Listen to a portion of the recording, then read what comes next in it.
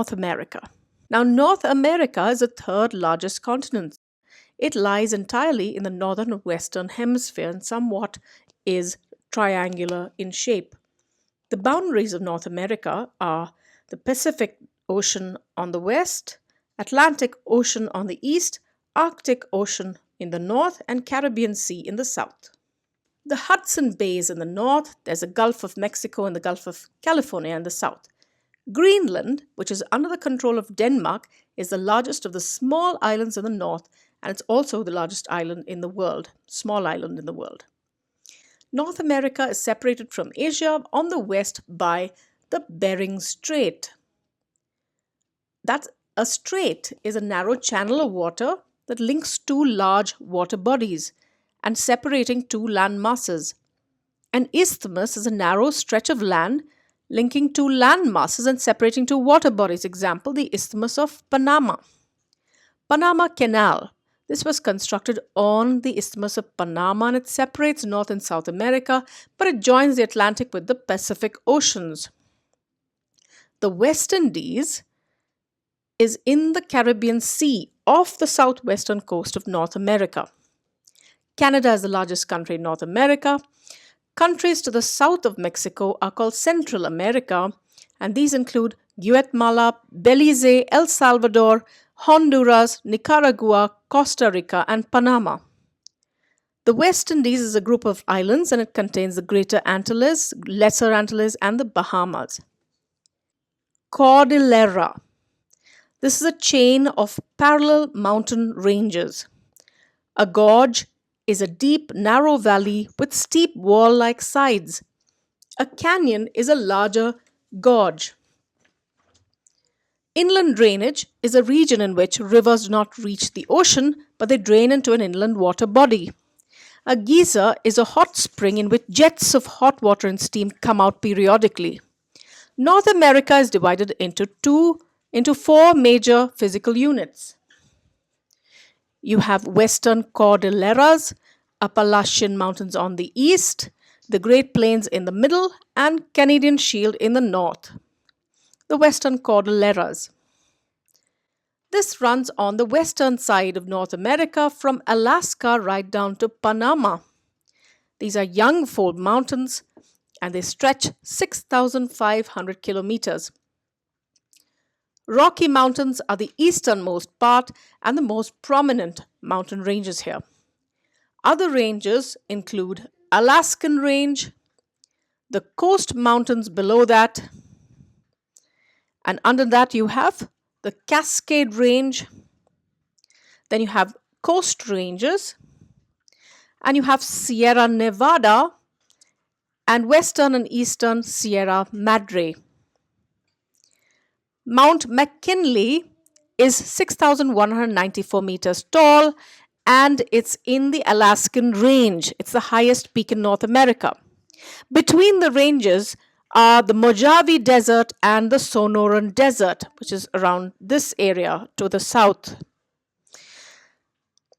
Between the ranges, there is also the intermontane plateaus, which include the Columbian Plateau, the Great Basin, Colorado Plateau, Mexican Plateau. The largest is the Great Basin, and this has the Great Salt Lake and the Great Basin Desert. It is a region of inland drainage.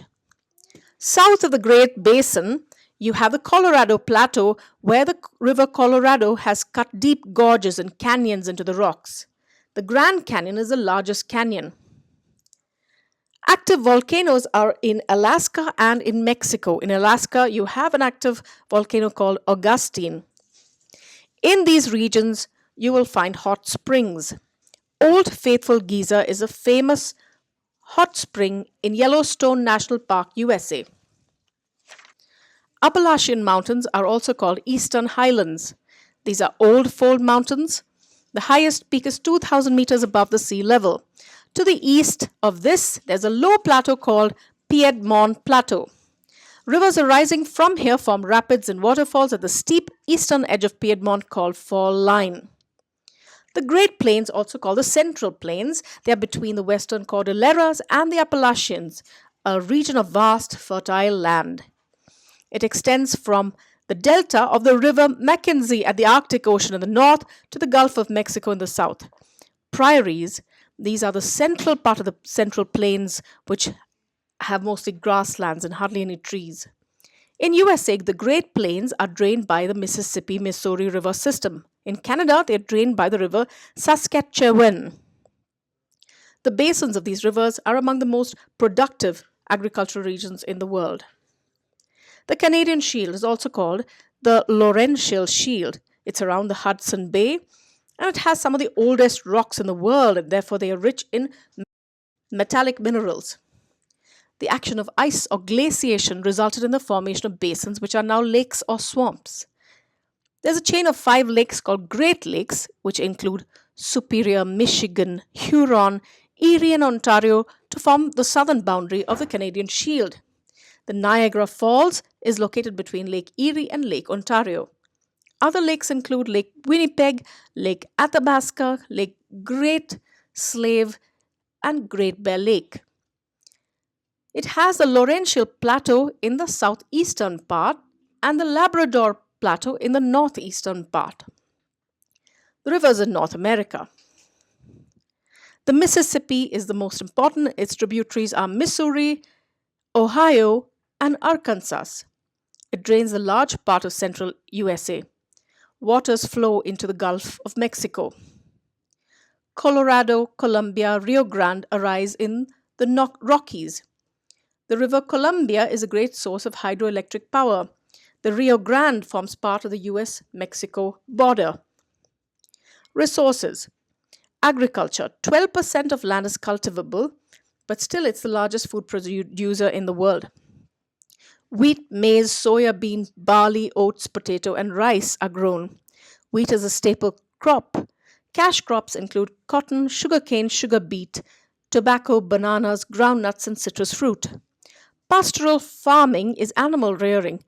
The cattle are grown on ranches for beef and milk. Minerals and industries. Large reserves of copper, silver, lead, zinc, nickel, iron ore, gold, uranium, and fossil fuels are produced here. Iron and steel industry is highly developed in USA and Canada, and this is used in automobiles, shipbuilding, heavy machinery, and aircrafts. Computer hardware and software is also made here. Fertilizers, paints, chemicals, synthetic rubber is also produced here. Cotton, textiles, paper, and beet sugar are produced here. Lumbering is cutting and preparing wood for its use, and this is a major occupation here. It's a major producer of plywood, lumber, wood pulp, and paper. Meat packing is also an important industry. The ports.